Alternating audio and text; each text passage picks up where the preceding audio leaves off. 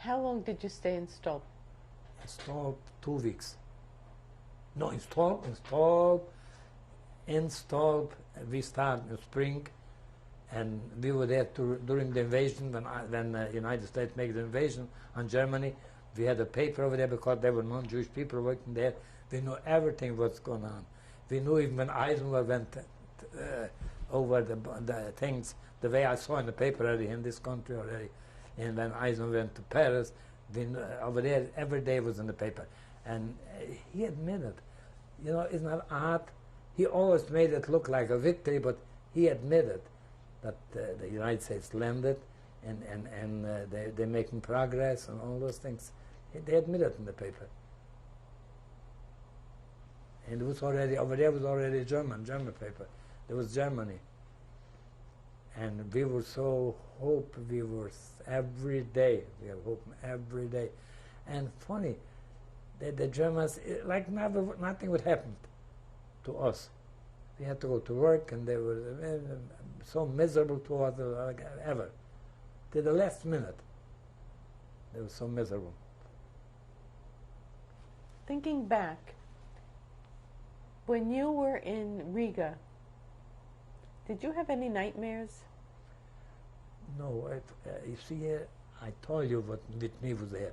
I had nightmares since I was born. I was poor, slop, and you see, I was so used to struggle. I didn't have, and when I even worked as a camel maker and apprentice, I worked for food, if they gave me the food, and I slept on the bench. You know, on the table I put a strozak, they call it a bag, and put in straw in them, and I went there at night. I wish I could sleep now as I could sleep. I slept there. You see, to me, nightmares, here, when I came to this country, I had nightmares. After all, when I got warm up. We'll talk. What happened at Stolp? In Stolp, it happened, it was already a German city, it was all different things. They're all Germans. The guy they know already, they're licked. The guy from the Hope, I forgot the name already. It was like, he was there, like I told you the name, Kohler, in the Reichsbahn in Riga. Or there was a new chef, it was a German already, and he was crazy already. He was yelling around, and he asked everybody if, you know, speak Russian. He knew already that's the end, that the Russians are coming.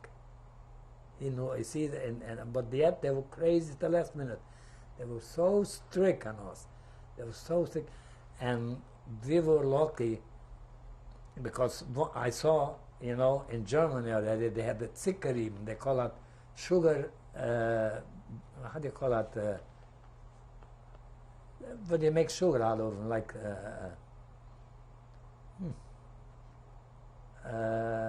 what do you make sugar from? Not sugar cane, and the other one. They look like potatoes, big ones. And anyway, and we saw a truck, and I went on the truck. I jumped on train, on the front over there. They were going that front, and I jumped on the train, and I picked up my pants full of them. And a son of a gun, a SS man, saw me from far away. He come to run, and I was young. I ran away. He couldn't see me anymore.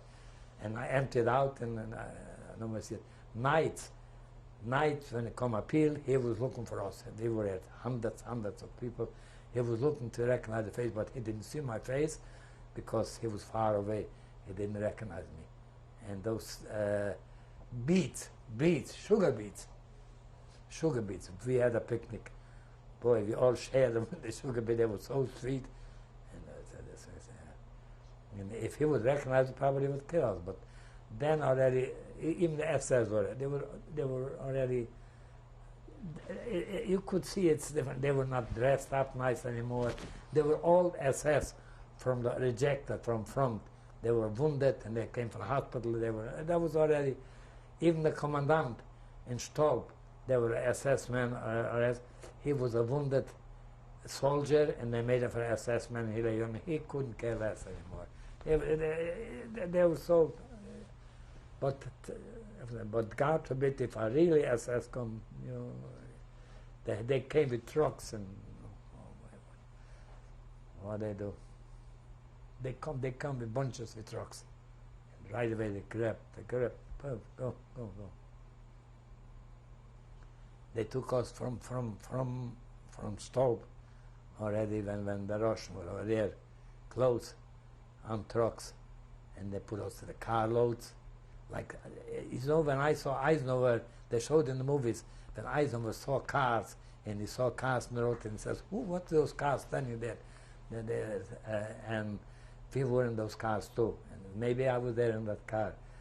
And then they let us go from those cars, and we walked to Danzig. Oh boy, I saw people hanging on trees, on telephone posts, Jewish people probably. And I was so, that time, it hurt me so much, then I said I had enough. Then in the barracks, I know what they did to go and take us to somewhere to Germany, or they kill. They usually kill the whole company, people. And we were 11 men and 3 women. I told them, now is the time, boys, now is the time. But no smokers, I told them. Because a lot of smoking Jews run away and they get killed. Because when the Germans go by and they throw a cigarette, they always go crazy, they run for the cigarettes for the country. And the German right away, they kill them. So no smokers.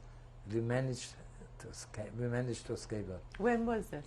That was already in Danzig in around February, at the end of February, 45. They were already by Danzig, when they were fighting by Danzig. We saw the fight, we saw the plane, they were fighting. Somehow we were so hard, nothing bothers us anymore. And we saw a Jewish girl, such a nice girl, a shrimp guy, a shrapnel, and they cut the head off. And I said, no, boys, it's not for us. We're going to get killed here. Next day, they come the Germans, you have to go again. Well, we didn't go. We were hiding. I told the Germans, and for the boys, I know how the Germans are. They all knew rest and different things. If you hide by the door underneath the bed, they're afraid to look because they were so scared that time. They just come to the door, stay outside the door. Out, get out. And who run out? We run out. We didn't run out. And we stayed there till it got dark. And then the Russians were bombing. I went out for water. You see, you can never be smart. When you're hungry, you can't be smart enough. We were so hungry. And we were cooking. I went on the front. There was a front over there. And I saw a motorcycle, a three-wheeler motorcycle, a big officer German, and he was looking for talking to the soldiers, and we grabbed a piece of meat from the truck and I ran to the ghetto. And not in the ghetto, in the barracks over there. And naturally we had to have water over there to cook it. We put up a fire.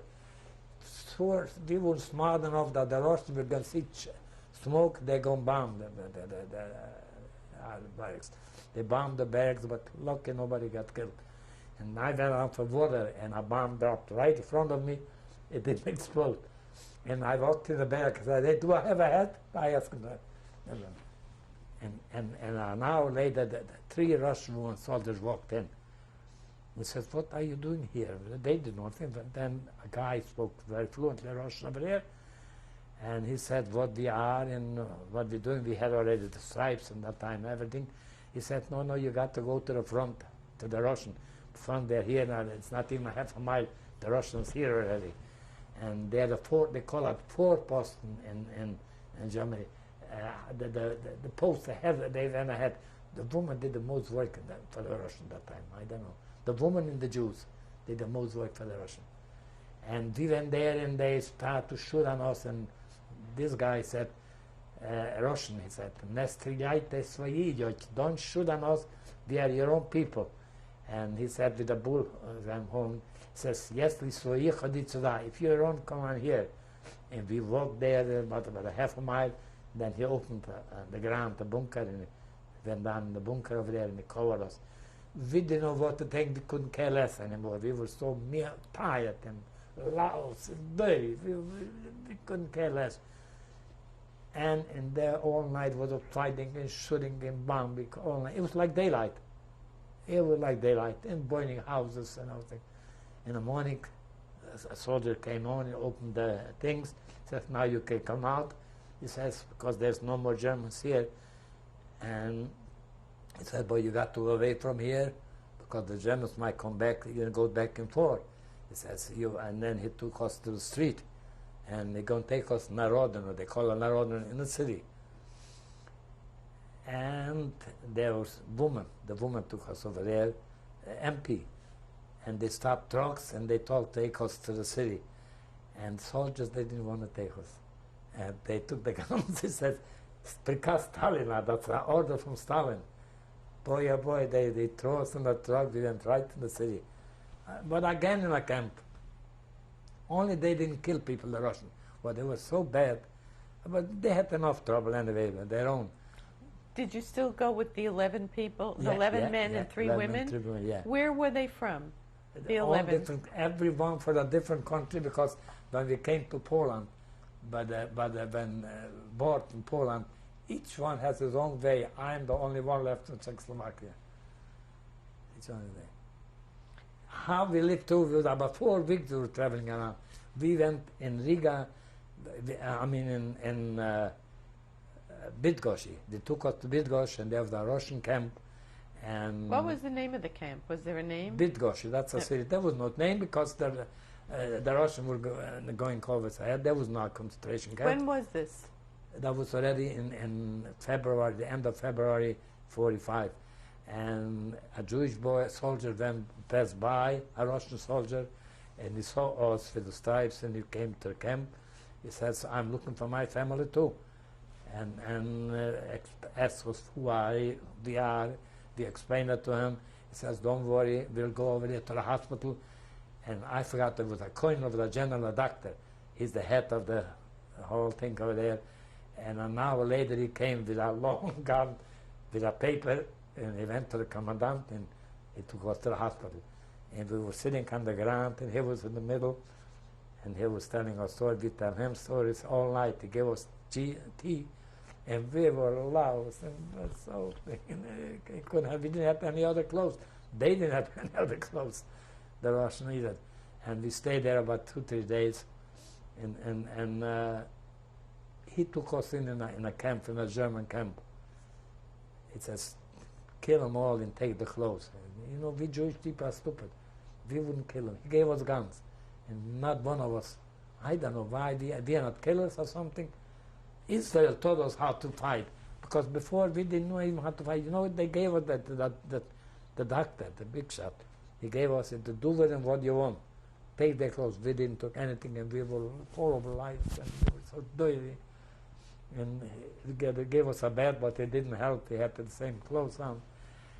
And in about 2-3 days, when there was the Russians went a little further, the Germans, they put us in a train already.